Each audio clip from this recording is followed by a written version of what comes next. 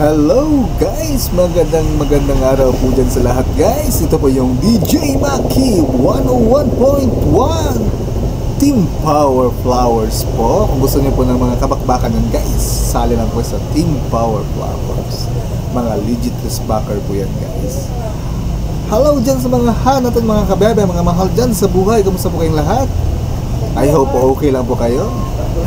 Panibagong araw na naman po, panibagong pagsubok sa ating buhay. Alright guys, huwag na natin tagalin pa ang ating kwento. Ang kwento ng asawa kong mayaman. Nang marinig niya ang mga salita ng sekretarya, kapansin-pansing nagbago ang ekspresyon ni Chinyu. Alam niyang hindi ordinaryong tao si Yan Ruizu. Ngunit hindi niya akalain na si Miss Ruizu ang sponsor ng pamilya Yan. Ruizu, Yan Ruizu. Agad na naunawaan ni Chinyu ang lahat. Hindi nakakagulat na si Yan Ruizu ay may napakalakas na hangin. Hindi katakatakang sinabi ng kanyang ama na babantayan siya ng pamilyang Yan. At hindi katakataka na takot si Leiho kay Yan Ruizu. Ngayon, naiintindihan mo ba ang agwat sa pagitan mo at ni Miss Ruizu? Mukhang nasiyahan ang sekretarya sa reaksyon ni Chinyu. Medyo natahimik si Chinyu. Sa sandaling iyon, bigla siyang napabulalas, so ano? Balang araw, magiging kapantay ko rin ng pamilya Yan. Bukod dito, hindi kailanman nasnobang ni Miss Ruizu ang sinuman dahil sa kanilang katayuan. Unti-unting naging malamig ang ekspresyon ng sekretarya. Grabe ka talaga, sabi ng sekretarya sa malamig na tono. Kung may sense ka, dapat lumayo ka kay Miss Yan. Pagkasabi nito ay tumalikod na ang sekretarya at pumasok sa sasakyan. Hindi na pinansin ng sekretarya si Chinyu. Totoo na ang pamilya Yan ay mataas at makapangyarihan, ngunit ang pamana na iniwan ng kanyang ama ay nagpuno kay Chinyu ng kumpiyansa. Ang batch ng mga halamang gamot ay inihatid sa bakuran. Matapos ipaalam sa kanya ang pagkakakilanlan ni Yan Ruizu, ang pressure na naramdaman ni Chinyu sa loob ay tumaas ng husto. Kung papasok ako sa yugto ng foundation establishment, magkakaroon ako ng mga kwalipikasyon para makausap ang pamilya Yan, di ba? Napaisip si Chinyu sa kanyang sarili. Hindi na nagpaliban si Chinyu at agad na nagpakuluan ang Chi Gathering Pill batay sa paraan ng pagpino sa kanyang isipan. Ang refinement ng Chi Gathering Pill ay napakasimple, at maaari itong pinuhin gamit ang isang regular na metal pot. Gayunpaman, dahil hindi siya sapat na pamilyar sa pamamaraan, nabigo si Chinyu ng 7 hanggang 8 beses bago siya nakagawa ng isang tableta. Pagsapit ng gabi, mayroon ng 5 Chi Gathering Pills si Chinyu. Ang 5 Chi Gathering Pills na ito ay sapat na para makapasok ako sa ikalawang antas ng Chi Refining Phase, tiniyak ni Chinyu sa kanyang sarili. Hindi siya nagdalawang isip at agad na ininom ang 5 Chi Gathering Pills. Sa mismong pagkakataong iyon nang ang Chi Gathering Pill ay pumasok sa kanyang tiyan. Agad na naramdaman ni Chinyu ang isang mainit na agos na sumabog sa kanyang katawan. Pagkatapos noon, ang agos na ito ay lumalangoy sa buong katawan niya at kalaunan ay dahan-daang tumira sa kanyang dantian. Bahagyang nakapikit ang mga mata ni Chinyu. At ang mga acupuncture points sa iba't ibang bahagi ng kanyang katawan ay kumikislap na may nakakatakot na kinang. Pagkalipas ng 1 oras, may narinig na kaluskos mula sa katawan ni Chinyu. Nanlaki ang mga mata ni Chinyu. Sa sandaling iyon, nawala ang pagkamahiyain sa kanyang mga mata at napalitan ng kumpiyansa. Ang kapangyarihan ng ikalawang antas ng yugto ng Chi Refining ay talagang ganito kalakas. Bahagyang naikayam ni Chinyu ang kanyang mga kamao nang maranasan niya ang hindi pa nakikitang lakas sa loob ng kanyang katawan. Ang kanyang katawan ay naging hindi kapani-paniwalang magaan. Ang kapangyarihang ito ay nagbigay kay Chinyu ng kanyang pagtitiwala, bago niya tuluyang maranasan ang kapangyarihang ito. May biglang kumatok sa pinto. Mabilis na bumangon si Chinyu at naglakad patungo sa pintuan. Pagbukas ng pinto, nakita niya si Yan Ruizu na nakatayo sa labas. Sa tabi niya, may isang matangkad at matipunong lalaki. Napakurap si Yan Ruizu habang sinasabi, "Natanggap mo ba ang mga halamang gamot?" Sinabi ni Chinyu nang may pasasalamat, "Miss Yan." "Maraming salamat." Natigilan si Yan Ruizu nang sabihin niya, "Miss Yan, paano mo nalaman na yan ang apelyido ko?" Ngumisi si Chinyu at sinabing, "Masyado akong tanga. Dapat naisip ko ng mas maaga." "Idiot, paano kung naisip mo ito o hindi?" Tumayo si Yan Ruizu sa kanyang tiptoe at binigyan si Chin Yu ng marahan na tapik sa ulo. Kung may ibang nakakita sa magiliw na kilos na ito, sila ay mamangha. Pinapasok ni Chin Yu si Yan Ruizu sa bahay at ang iilan sa kanila ay umupo sa mesa sa looban. Hayaan mong ipakilala ko siya sa iyo. Itinuro ni Yan Ruizu ang matipunong lalaki na nakatayo sa likuran niya. Siya ang bodyguard ko, para maiwasan ng panggulo sa iyo ng mga tao. Hayaan mo siyang samahan ka mula ngayon, nakangiting sabi ni Yan Ruizu. Napangiti si Chin Yu at mabilis na umiling habang sinasabi, Miss Yan, salamat sa iyong mabait na alok, ngunit hindi ko na kailangan ng isang taong magpoprotekta sa akin. Pinaikit ni Yan Ruizu ang kanyang mga mata at sinabing, walang lakas ng loob si Lei Ho na guluhin ka. Ngunit sinong magsasabing walang susubok? Ang bodyguard na ito ay isang retiradong bodyguard mula sa Chuzhou region. Kaya hindi dapat maging issue para sa kanya ang paghawak ng 7 o 8 tao. Saglit na tiningnan ni Chin Yu ang bodyguard bago siya umiling at sinabing, ang lakas ko ngayon ay maaaring hindi mas mababa sa kanya. Isang flash ng pagkagulat ang lumitaw sa mukha ni Yan Ruizu. Sa pangunawa ni Yan Ruizu, si Chin Yu ay palaging mahinhin. Kaya ano ang nangyari sa kanya ngayon? Snubang mo ba ako? Malamig ang ekspresyon ng bodyguard.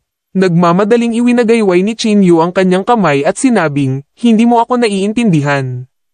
Hindi ko sinasadya iyon. Kaya lang, I don't really need you to protect me right now. Kung ano ang orihinal na isang katamtamang pahayag ay mukhang hindi ka pani-paniwalang bastos sa bodyguard. Galit na sinabi ng bodyguard, Miss, nakikiusap ako na turuan mo siya ng leksyon. Hindi pwede. Hindi man lang ito pinansin ni Yan Ruizu at tahasan niyang tinanggihan ang hamon. Mukhang naintindihan ng bodyguard ang mga alalahanin ni Yan Ruizu, at agad siyang nakiusap, Miss, huwag kang mag-alala. Mag-iingat ako para hindi siya masaktan. Bago pa makapagsalita si Yan Ruizu, nagmamadaling iwinagayway ni Chin Yu ang kanyang kamay at sinabing, ayaw kong gawin ito. Wala pa akong magandang hawak sa lakas ko, baka masaktan kita. Ang mga salita ni Chin Yu ay lalong nagpagalit sa bodyguard. Naikayam niya ang kanyang mga kamao at gustong sumugod kaagad para bugbugin si Chin Yu hanggang sa mamatay. Maging si Yan Ruizu ay mukhang hindi ka pani-paniwalang nagulat. Bahagya niyang ibinuka ang kanyang bibig, na para bang hindi siya makapaniwala na ang mga salitang ito ay lumalabas sa bibig ni Chin Yu. Miss, hayaan mo akong gawin ito, galit na sabi ng bodyguard. Sa tanang buhay niya, hindi pa siya napahiya ng ganito. Sige, sa wakas ay pumayag si Yan Ruizu. Pero wag mo siyang sasaktan. Understand, paalala ni Yan Ruizu. Mabilis na tumango ang bodyguard, at hinubad niya ang kanyang suit para ipakita ang kanyang pinit na katawan. Nang makita ito ni Chin Yu, lihim siyang natuwa. Papasok pa lang sa ikalawang antas ng chi-refine ng face, talagang gustong subukan ni Chin Yu ang kanyang lakas. Brat, kung hindi sumang-ayon si Miss, siguradong babaliin ko ang mga paa mo ngayon, sabi ng bodyguard sa malamig na tono ng boses. Medyo magalang si Chin Yu. Ngumiti siya habang bahagyang yumuko at sinabing, pakiusap gawin mo ang iyong makakaya at huwag magpigil. Ang kommentong ito ay lalong ikinagalit ng bodyguard at halos magwala ito. Sige, kung gusto mong maghukay ng sarili mong libingan, huwag mo akong sisihin dito. Ang bodyguard ay umungal sa galit at sumugod kay Chin Yu habang nakakuyom ang kanyang mga kamao. Matangkad ang bodyguard na ito at kasing laki ng kaldero ang kamao. Isang malakas na bugso ng hangin ang sumugod. Gayunpaman, tumayo si Chin Yu nang hindi gumagalaw. Sa kanyang pagtataka, tila nag-slow motion ang mga galaw ng bodyguard sa kanyang mga mata. Nakuha kita. Nang makita ng bodyguard na hindi gumagalaw si Chin Yu, hindi niya maiwasang mapangiti. Ang kanyang kamao ay papalapit sa mukha ni Chin Yu, malapit ng masuntok. Tumigil ka. Laking gulat ni Yan Ruizu kaya mabilis siyang bumangon at sumigaw. Ngunit huli na, nabulag na sa galit ang bodyguard. Nang akmang susuntukin na ng bodyguard ang mukha ni Chin Yu. Sa wakas ay gumalaw si Chin Yu. Bahagyang ikiling ni Chin Yu ang kanyang katawan, at ang malaking kamao ay dumapo sa kanyang mukha. Pagkatapos, itinaas ni Chin Yu ang kanyang palad at hinampas ang dibdib ng bodyguard. Nagkaroon ng malakas na kalabog. Lumipad ang matipunong katawan ng bodyguard. Dahil sa napakalaking puwersa ay dumura siya ng dugo mula sa kanyang bibig, at siya ay nasa matinding sakit. Napatingin si Chin Yu sa kanyang palad ng may pananabik at sinabing, "Hindi ako makapaniwala na mayroon akong labis na lakas." Sa sandaling iyon, ginamit lamang ni Chin Yu ang 30% ng kanyang lakas at malubhang nasugatan ang bodyguard. Kaya kung ginamit niya ang kanyang buong lakas, ito ay magiging mas kahanga-hanga. Lumapit pa si Yan Ruizo para takpan ang kanyang bibig. Paano nagawang itago ni Chin Yu ang kanyang tunay na lakas? Si Chin Yu ay hindi lamang may napakahusay na medikal na kasanayan ngunit mayroon ding napakahusay na kasanayan sa pakikipaglaban. Lalong humanga si Yan Ruizo kay Chin Yu. Hindi tulad ng mayayabang at mapang-utos na maharlika sa Jingdo, ang pagiging mahinhin at kagandahang loob ni Chin Yu ay nagpagulo sa isip ni Yan Ruizo. Ayos ka lang ba? Mabilis na lumapit si Chin Yu sa bodyguard at tinulungan siyang tumayo. Tinakpan ng bodyguard ang kanyang dibdib at mukhang nakaramdam siya ng matinding sakit. Dahil dito, medyo nataranta si Chin Yu, kaya dali-dali niyang tinulungan ang bodyguard sa isang upuan at sinabing, "Sandali. Ibibili kita ng gamot." Mabilis na tumakbo si Chin Yu sa kusina at ginamit ang natitirang latak ng gamot upang pinuhin ang isang karaniwang halamang gamot. Ang gamot ay tinawag na Didapil, na isa sa mga pinakasimpleng gamot sa kasaysayan ng medikal. Kinailangan ng kalahating oras si Chin Yu upang makagawa ng Didapil. Pinunasan niya ang pawis niya habang tumatakbo pabalik sa gilid ng bodyguard niya. "Bilisan mong lunukin ito, medyo may kasalaan ang alok ni Chin Yu." Habang tinitingnan niya ang guilty expression ni Chin Yu, hindi mapigilan ni Yan Ruizo na mapangiti. Matapos lunukin ng bodyguard ang tableta, unti-unting hamupa ang sakit nito. Hinaplos niya ang kanyang dibdib habang bumantong hininga at sinabing, "Mr. Chin, ako ang naging walang galang ngayon, kaya patawarin mo ako." Hindi. Ito ay dahil hindi ko ito ginawa ng malumanay. Ako ay humihingi ng paumanhin. May kasalanang sinabi ni Chin Yu. Napuno nito ng halo-halong emosyon ang bodyguard. Sa kauna-unahang pagkakataon sa buhay niya, tuluyan na siyang nawala. Dahil hindi ka kailangan ni Chin Yu, maaari kang bumalik sa ngayon, sabi ni Yan Ruizo sa bodyguard. Tumango ang bodyguard. Nagpaalam siya kina Yan Ruizo at Chin Yu, pagkatapos ay umalis sa lugar. Sa ngayon, gabi na at may mga bituin sa langit. Si Chin Yu at Yan Ruizo ay nakaupo sa courtyard. Ang kapaligiran ay maaliwalas. Hindi ko talaga akalain na magiging magaling kang manlalaban. Nakangiting sabi ni Yan Ruizo. Sa totoo lang, wala rin akong ideya, sagot ni Chin Yu na may pagkamangha. Bago ito, palaging inaakala ni Chin Yu na mabubuhay siya bilang isang talunan. Wala akong ideya kung ano ang iniisip ng iyong dating asawa nang hiwalayan niya ang isang mabuting lalaki. Ngumiti si Yan Ruizo habang nakatingin kay Chin Yu. Bahagyang namula si Chin Yu at nakaramdam ng kaunting flattered. "So Yan, hindi kailanman itinuring na mabuting tao si Chin Yu."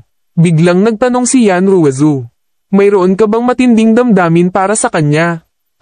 Natigilan si Chin Yu dahil hindi niya maintindihan ang ibig sabihin ni Yan Ruizo.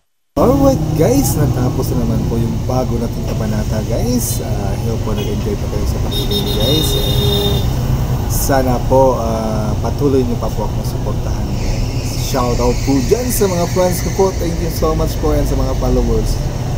Maraming salamat po talaga mga lodis. I hope po na mag-iingat kayo lagi and stay blessed po. Once again, ito po yung DJ Maki 101.1 Team Power Flowers po. See ya guys, bye bye.